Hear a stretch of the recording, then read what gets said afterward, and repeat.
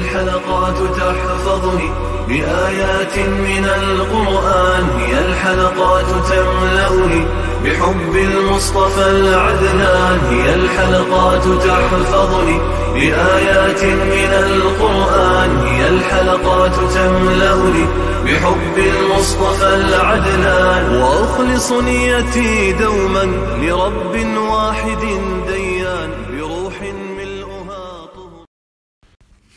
Sure Câthiye tefsiri 1. ayetten başlayıp okuyayımız inşallah. Bismillah, elhamdülillah, ve salatu ve selamu ala Resulillah. Esselamu aleyküm ve rahmetullahi ve berekatuhu. Tövende diktanlığa İbn Kethir Rahimahullah'ın Kur'an-ı Kerim tefsiri Uygurca tercümesi Câthiye suresi 1. ayetinden başlayıp okuyayımız inşallah.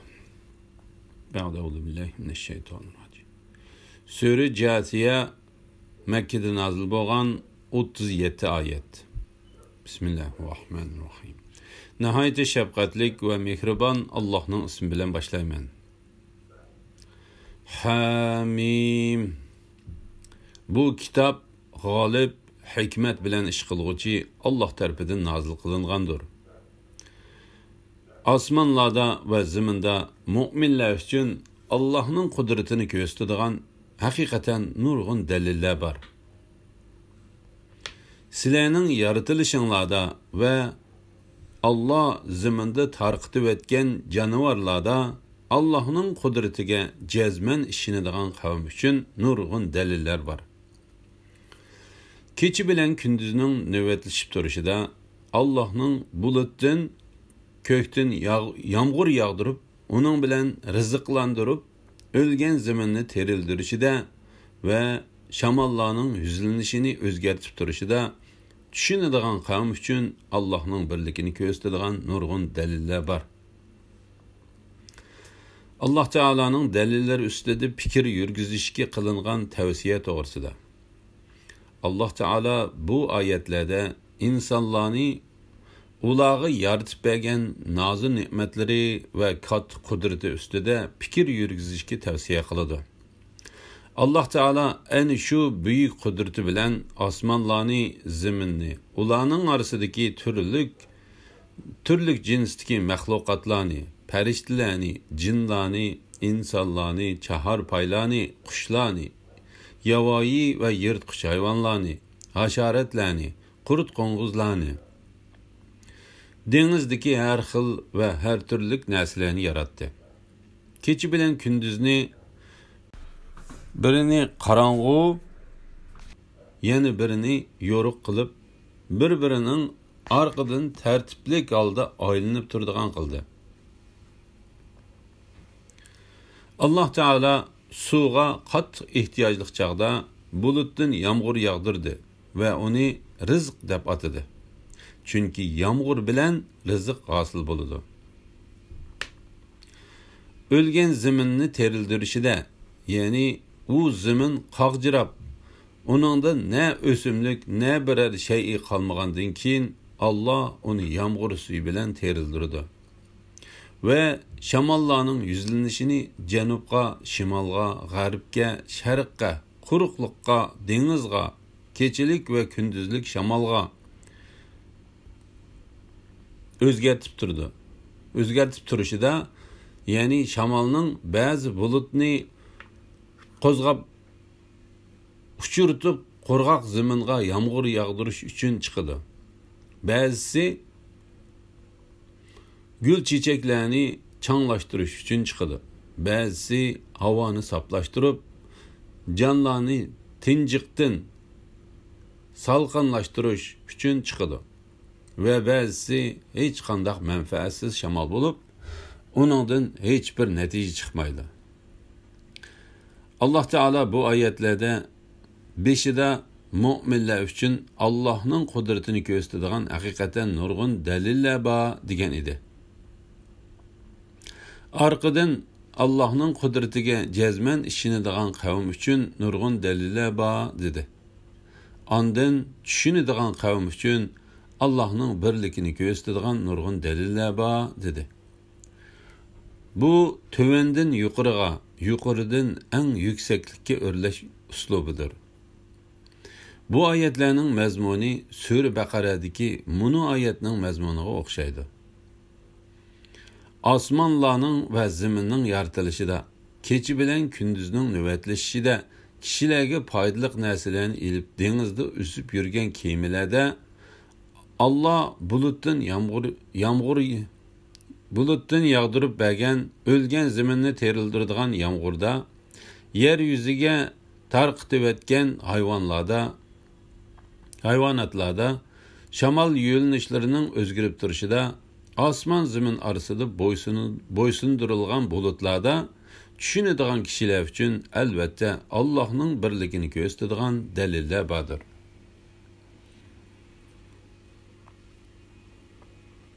Eni şula Allah'ın ayetleridir. Ey Muhammed sallallahu aleyhi ve sellem, onu sana haqliq bilan tilavet qilib berimiz. Ula, yani Mekke kuffarları, Allah'ını ve onun ayetlerini koyup, qaysi sözge işinidi? Her bir günahkar yalğancıga vay. O, Allah'ın ayetlerinin özüge okup berilayotganligini anlap durdu. Ondan tekebburlik qilgan holda go'yo uni anglamagandek kufrida chingtirdi. Gumrohlikda texmi avzalaydi.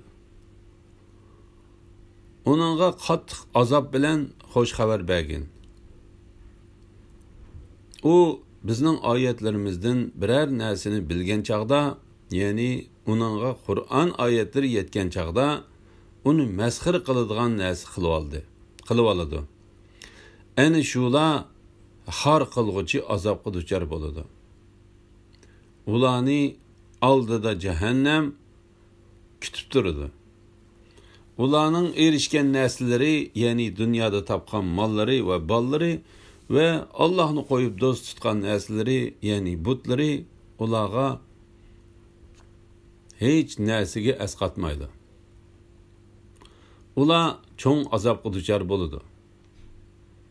Bu Qur'on uningga ishongan va uningga ergashgan kishiga kamil hidoyatdir.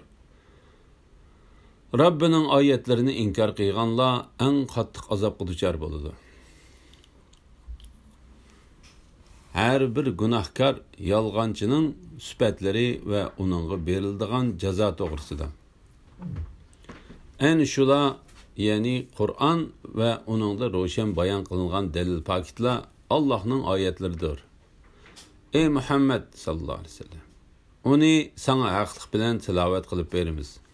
Yani o ayetler Allah tarafından kelgan haqiqatni öz ichiga olgan bo'lib, ular u oyatlarga ishonmasa, ularga bo'ysunmasa, undaqda ular, ya'ni Mekke kuffarlari Alloh taoloni va uning oyatlarini qo'yib, qaysi so'zga ishonadi?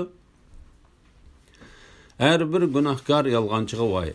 Ya'ni sözüde töhmetxo'r, yolg'onchi, qasamxo'r, pastkash ish harakatlarida gunoh qiladigan, dilida Allohning oyatlarini inkor qiladigan odamga voy. O Allah'ın ayetlerinin özüge okup berilayotganligini anlap durdu. Ondan tekebburlik qilgan holda go'yo uni anglamagandek kufrida ve onu inkor qilishda ching turdi.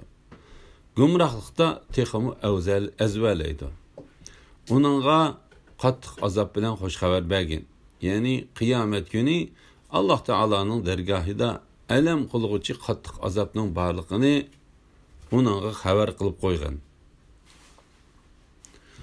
O bizning oyatlarimizdan biror narsani bilgan chaqda, ya'ni uningga Qur'on oyatlari yetgan chaqda, uningga kofir bo'lib, uni masxir qiladigan narsa qilib oldi. Ana shular har qilg'uchi azobga duchor bo'ladi. Ya'ni bu azob ularning Qur'onni xorlaganligi ve uni masxir qiladigan narsa qilib olganligi uchundir.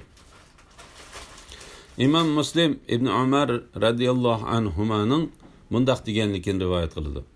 Payg'ambar alayhisalom Qur'onning dushman qo'liga tushib qolishidan qo'rqib, sahobalarni dushman zaminiga Qur'on bilan safar qilishdan to'sgan. Alloh taolo qiyomat kuni ular duchor bo'ladigan azobni texmi ochiq bayon qilib mundaq deydi. Ularni aldıda cehennem kütüp durdu. Yani o süpet bilen süpetlengen her kandak kişinin kıyamet günü bardağın cayı cehennem boludu. Ulanın erişken nesilleri, yani dünyada tapkan malları ve balları ve Allah'ını koyup dost tutkan nesilleri, yani butları, ulağa hiç nesige eskatmaydı. Ula çoğun azapka düşer boludu. Bu Kur'an onunla işengen ve onunla ergeçken kişiye kamil hidayettir.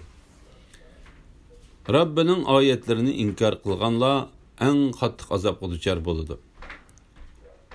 O kattık elem kılgıcı azaptır.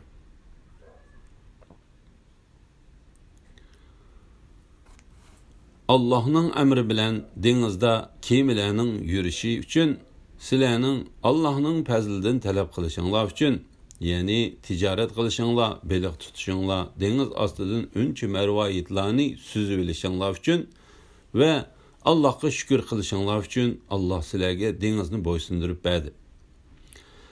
Allah asmanlardaki ve zimindeki nesillerin hemmesini kamali fazlidan sizlerge boysundurup berdi. Bunun da hakikaten kudreti ilahini tefekkür kıldığın kavm için Allah'ın kudreti ve birlikini gösterdiğin roşen deliller var. Müminlerge eytkin ki Allah her kavminin kılmışlarına yarışa ceza verdiğanlığı için ular Allah'ın günlerini ümit kılmaydıganlığını, ular Allah'ın günlerini ümit kılmaydıganlıklarını, ümit kılmaydıganlarını, yani Allah'ın azabından korkmaydıgan küffarlarının yetkizgen eziyetlerini keçirsin.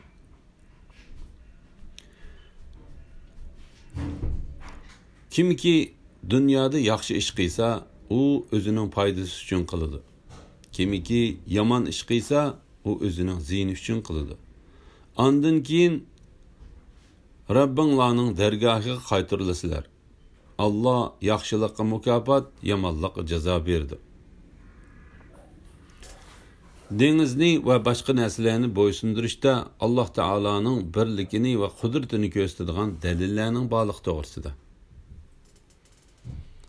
Allah Teala bu ayetlerde bendilerge ata qilgan nimetlerini bayan kılıdı. Allah'ın emri bilen denizde kemilerinin yürüyüşü için Allah ulağı dengizni boysundurup berdi. Sizlerning Allah'ın fazlidan talep kılışınlar için, yani ticaret kılışınlar, beliq tutuşunlar, deniz astıdan önçü mervayetlerini süzüp ilişinlar için Allah denizge kemilerini suğu çöktürüp etmezden su yüzünü kötürüp turuşqa emir kıldı. Kimilerde sefer kılıp yirak şehirlerden, chet rayonlardan özanlığı paydalıq bolğan menfaatlerge erişişinlar üçün ve Allah'a şükür kılışınlar üçün Allah sizlerge denizni boysundurup berdi. Allah asmanlardaki ve zemindeki nesillerin hemmesini, yani yıldızlarını, tağlarını, denizlarını, deryalarını sizler menfaat alıdığan hemmenesini kemali fazliden sizlerge boysundurup berdi.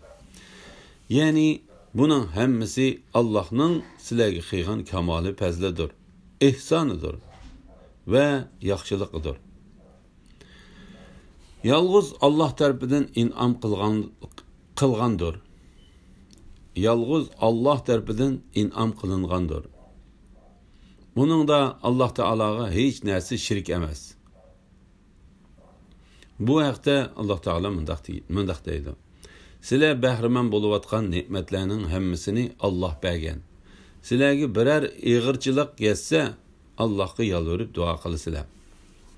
İbn Cerir Avfi arkalık İbn Abbas radıyallahu anhumanın Allah Teala'nın Allah asmanlardaki ve zimindeki neslerini hemmesini, Allah zimindeki, asmandaki ve zimindeki neslelerinin hemmesini kamali fazlidan sizlerge boysundurup berdi degan ayeti haqida mundaq deganlikni rivoyat qildi.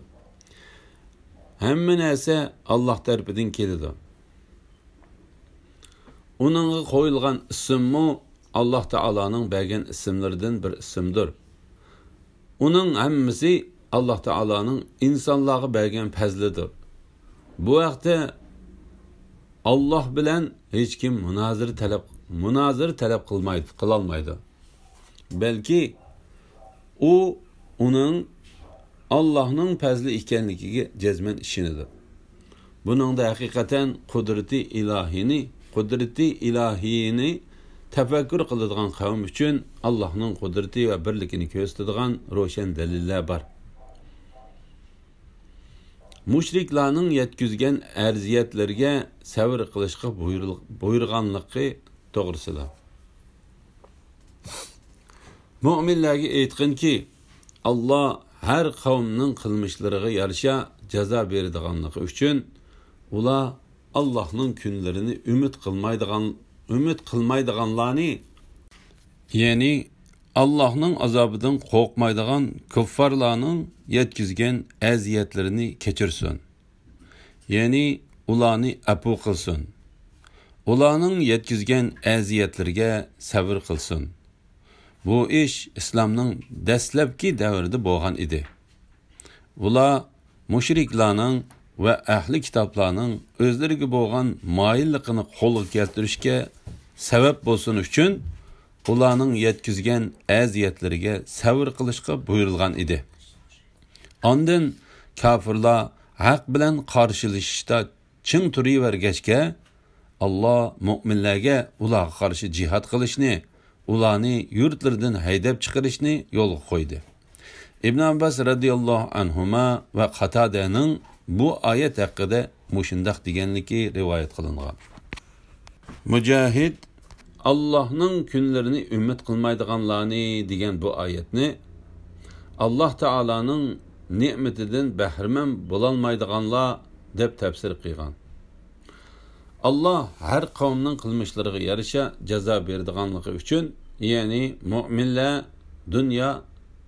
dunyoda ularning aziyatlarini afu qilsa, Allah oxiratda kafirlarning yomon qilmishlariga qarata oxiratda cho'qim ularning tegishli jazosini berdi. Kimiki dunyoda yaxshi ish qilsa, u o'zining foydasi uchun qiladi. Kimiki yomon ish qilsa, u o'zining ziyni uchun qiladi. Ondan keyin Rabbinglarning dargohiga qaytarilasizlar. Allah yaxshilikka mukofot, yomonlikka jazo berdi. Ya'ni qiyomat kuni Allohning dargohiga qaytasizlar. Ondan Allah Taala'ның buyruqlariga qarshi qilgan qilmishlaringlar o'zinglarga ko'rsatildi. Ondan Allah sizlarga yaxshi yomon amallaringizga qarata mukofot va jazo berdi. Elhamdülillah. Yuqorida Sure Jasiya tafsiridan 15. oyatgacha angladinglar. Oxirini keyin qatamliq o'qishimiz davomlashtiramiz inshaalloh. Va sallallohu ala Muhammad va ala alihi va sahbihi va sallam. Assalomu alaykum va rahmatullohi va barakatuh.